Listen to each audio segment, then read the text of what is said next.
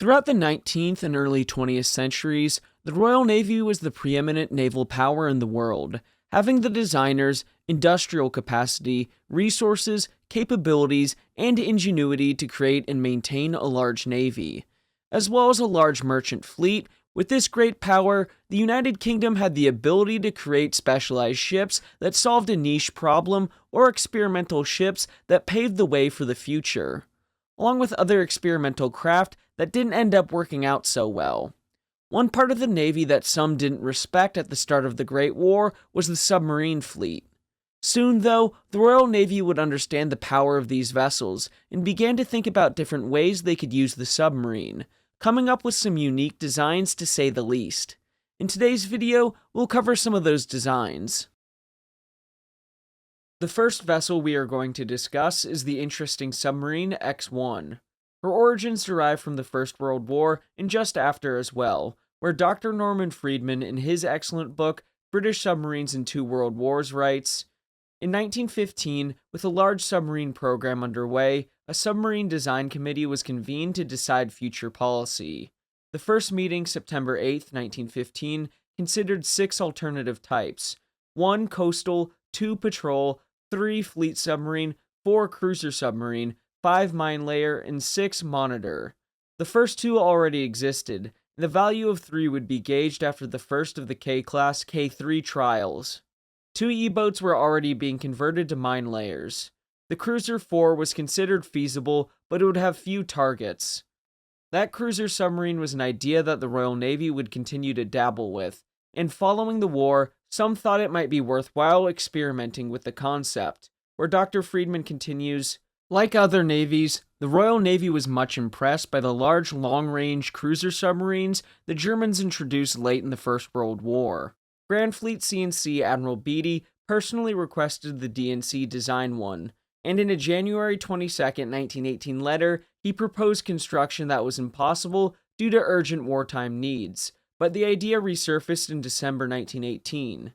It made sense. A war against Japan would necessarily involve an attack on Japanese merchant shipping. Questions asked by the Post-War Questions Committee testified to continued interest. Initially, a British version of the wartime German cruiser, using captured German engines, seems to have been planned, but the project morphed.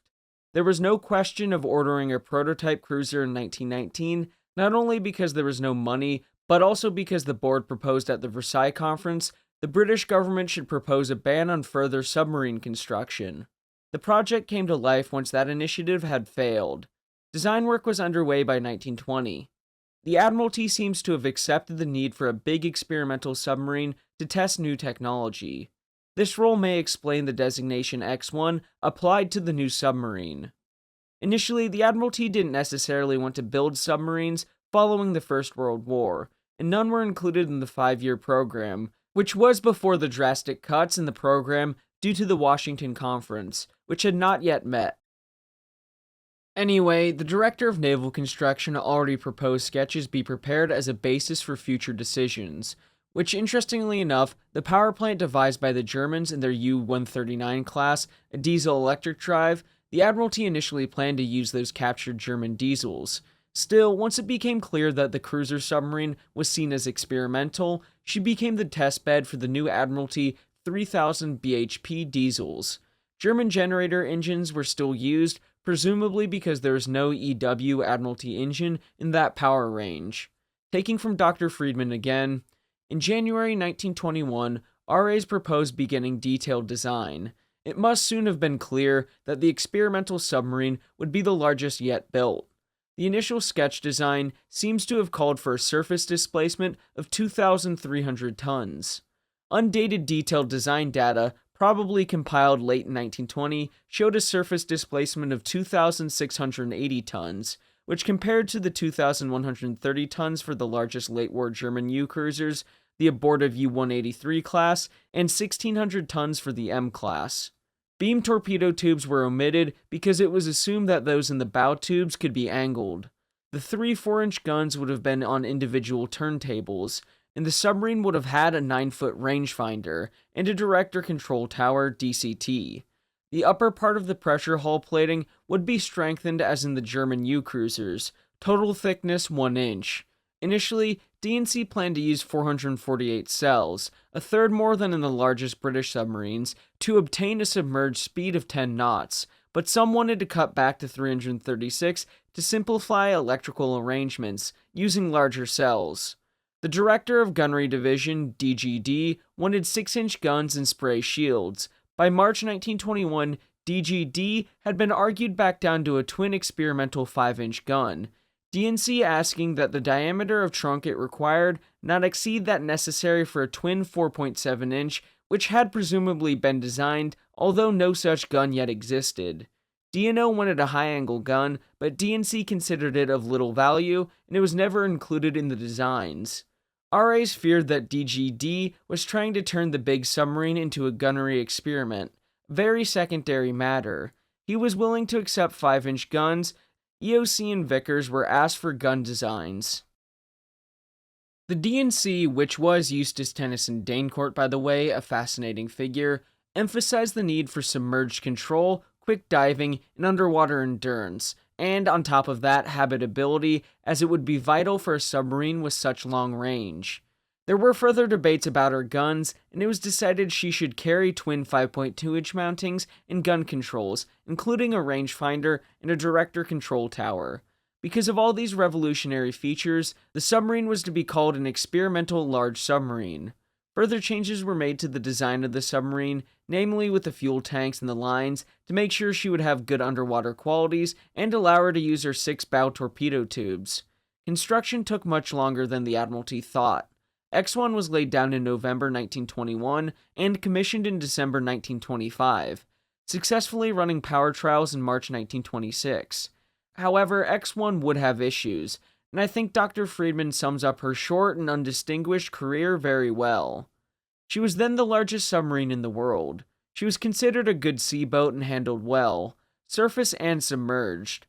However, she suffered from crippling engine trouble due to torsional vibration. Her critical range of revolutions, RPM, was unfortunately near that required to make full speed. Once completed, she was sent to Gibraltar, but suffered serious engine trouble going out and returning. She was then returned to dockyard hands. She joined the Mediterranean Fleet in 1927 after a successful full-power trial, but she suffered further engine trouble after a near full-power trial in January 1928. Although she was repaired in Malta, she suffered further trouble on her passage home in April 1928.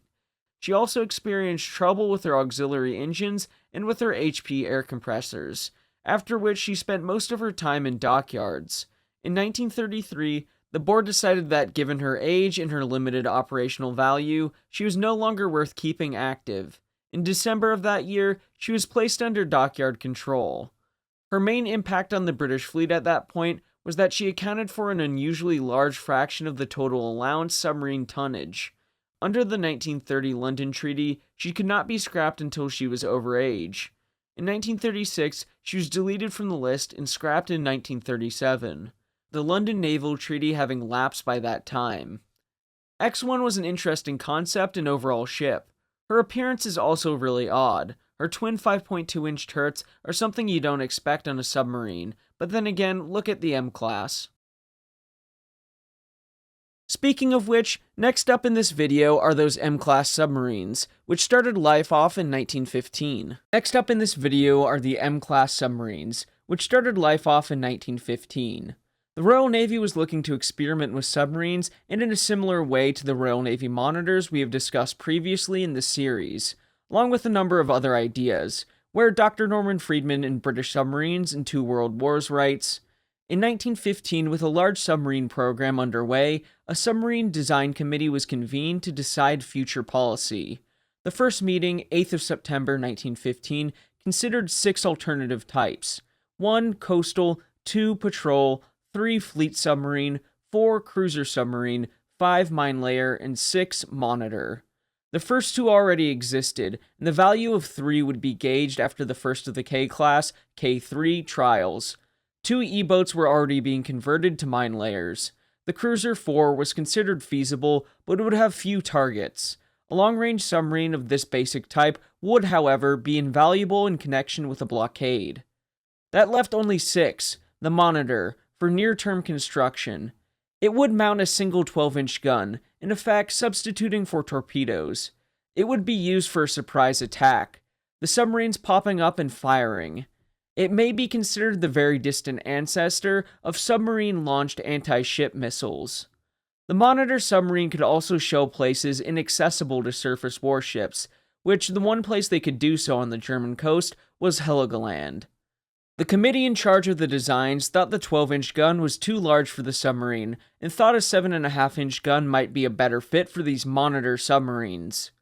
Through various back and forths between the submarine committee and the director of naval construction, Eustace Tennyson Danecourt, the armament was decided. These Monitor submarines, or M-class submarines, were to be powerfully armed with a 12-inch 40 caliber gun taken from an older battleship, much like the 12-inch Royal Navy Monitors, one 3-inch high-angle gun, and 4 torpedo tubes. The 12-inch guns came from the formidable class pre-dreadnoughts, although spares for the battleships.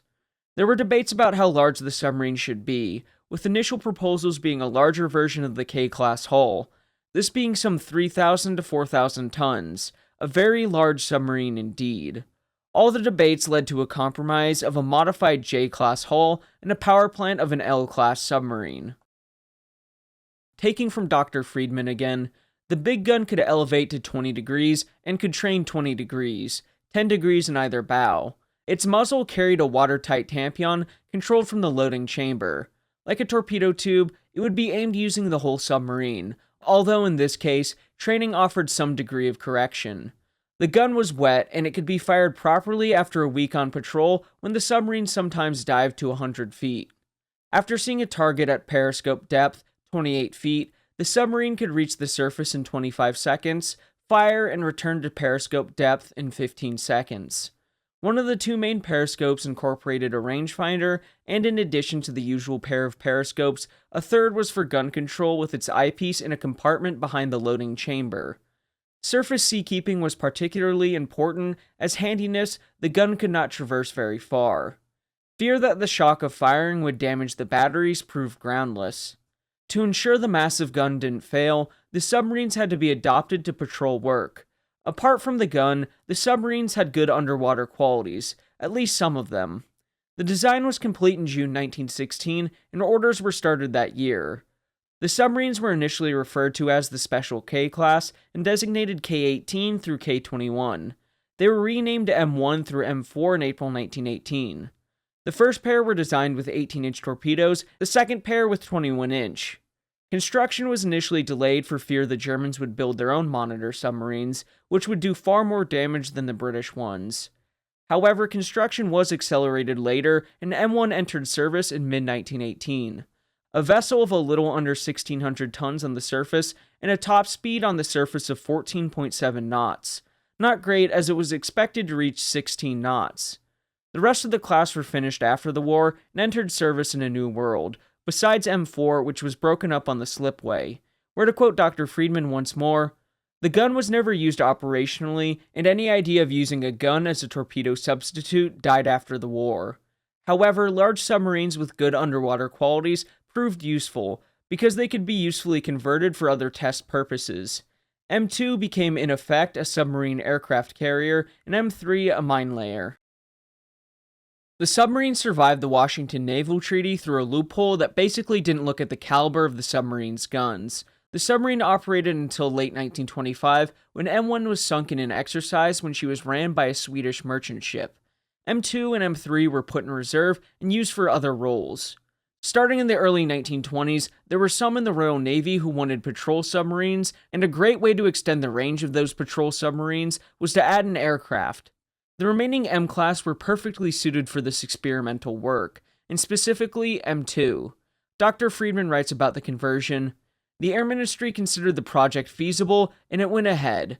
Money for the submarine modification to M2 was provided in the 1925 to 1926 estimates. The Air Ministry pointed out anything short of a catapult would limit the aircraft to very low performance and would also require considerable wind over the deck for a 50-foot run, typically 26 knots, far beyond submarine performance. Nor would it be wise to re-embark the aircraft by floating it on board. As a fallback, M2 could use her crane to place the seaplane in the water so that it could take off under its own power. Completion for the conversion was initially set for May of 1926, but problems with the catapult and with the delivery of the hangar frame's casting delayed it. Everything was all done in 1928, and on trials, M2 did 12.5 knots. She operated in this experimental role until January 1932, where she sank stern first and was found on the seabed with her hangar door and also the access hatch between the hangar and the submarine open. That was inconsistent with the sinking, and therefore it was determined that the sinking was most likely due to valves in the after ballast tank being inadvertently left open, with the hangar and hatch being open only exacerbating the issues. Leaving us with one of the class left, M3. M3 was converted into a mine-laying submarine in the late 1920s with a great deal of difficulty. There were a number of trials with a number of failures, namely with the interior mine-laying equipment, where taking from Dr. Friedman again, a submarine mine layer design was begun in 1924. It was soon clear that the mine layer could not possibly be ordered until 1924-1925 program. As of December 1925, work on designs for both internal and external mine layers was only at the stage of sketching mine arrangements. Drawings and estimates for the mine-laying tube for the internal mine layer had been submitted to the Admiralty. Once they had been approved, it would take 7 more months to complete the experimental tube. For the external mine layer, a single section of rails 100 feet long, capacity 25 mines, would be ready in January 1926. Meanwhile, the big submarine M3 was ordered converted into an external mine layer, i.e., with mines stowed outside her pressure hull. It was impossible to convert her into an internal mine layer because her pressure hull was not large enough. Given her large superstructure, she was fitted with 2 mine rails, the mines being moved down the rails by hydraulic jiggers. The alternative was a chain and rack system. The idea was first raised in 1923 by Captain Max Horton, 1st Submarine Flotilla, and was warmly supported by RAs who gained approval despite objections from the technical departments. Once it had been approved, work on the internal mine layer was officially abandoned in 1925. RAs claimed various advantages for an external mine layer. Smaller surface displacement, 1,600 tons versus 2,500 tons. More mines, 100 versus 40. No sacrifice of internal space for mines. Maximum speed of laying to obtain 150-foot spacing, 15 knots versus 8 knots. Higher minimum speed, 2.5 knots versus 3.5 knots, due to smaller size. Smaller compensating tanks, and no cooling plant required for mines carried internally. DTD objected to some of these claims, such as the great number of mines, although the external mine layer would always carry more than the internal. In the greater internal space, the external type required considerable space for mining machinery and compensating gear. Disadvantages not mentioned by the RAs were slow diving due to the large free-flooding superstructure, large silhouette, continuously immersed mines, and sinkers which could not be maintained on passage, hence not as reliable as those kept internally. Greater vulnerability of mines to depth charging, inability to clear a jam without surfacing, and limited mine-laying depth. 80 fathoms, a 200-foot fathom design cannot be laid externally. A conference was held on concerning mine-laying submarines on November 2, 1927, and it was decided whether a design for an internal mine layer should be investigated now. If the M3 trials proved successful, and other important details, but the gist of the meeting was the future of mine-laying submarines hinged on the success of the M3 trials. The plans for such a mine-laying submarine were formalized due to concerns about a war with Japan in the Far East. The submarine would operate from Hong Kong, about 1,500 nautical miles away from the most distant of the 20 places to be mined.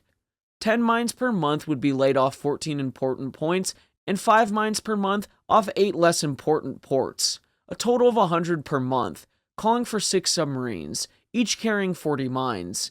But again, it depends on the trials of M3, of which in March 1928, the D&C was frustrated with the heavy workload of the submarine section, including the work to convert M3, which would be completed later that year, where in the coming years, more discussions about the viability of mine-laying submarines was discussed, of course depending on the trials of M3, if you didn't get that part by now. Taking from Dr. Friedman, the chief question was probably whether mines would survive exposure over an extended mission. For a final test, M3 spent 33 days, including some severe weather, at sea, and the land mines both surfaced and submerged. The test proved that her special mine-laying equipment and mines and sinkers could stand up to extended wartime missions. Some problems with depth-taking were attributed to minor design flaws in the mines. Controller described M3 as a good mine layer, but a bad submarine. The future mine-laying submarine also had to be a good submarine. The M3 trials convinced RAs that for good diving qualities, the future external mine layer should have a single row of mines in a greatly reduced casing, given that great attention was paid to the shape of the casing, especially its after end. The silhouette should be as low as possible. Surface speed need not exceed 15 knots. 6 bow tubes were desirable, but 4 could be accepted. ASDICs and good wireless transmission were definite requirements, but a gun was not. Still, with the new rules of the London Naval Treaty, the mine-laying submarines had to be scrapped, and M3 was therefore scrapped in the early 1930s. There are so many other weird and wacky submarines out there, especially for the Royal Navy. Of course, we will cover weird Japanese and American submarines, as there are a number of them out there. This is a fun series that I definitely intend on continuing. Hopefully you all enjoy it too. If you have any submarine in particular you would like me to cover in the future, please put it down in the comments. Anyway, thanks for watching everyone. I hope you all enjoyed it. Please remember to like and subscribe as it'll help the channel to grow. Until next time, my friends, have a great day.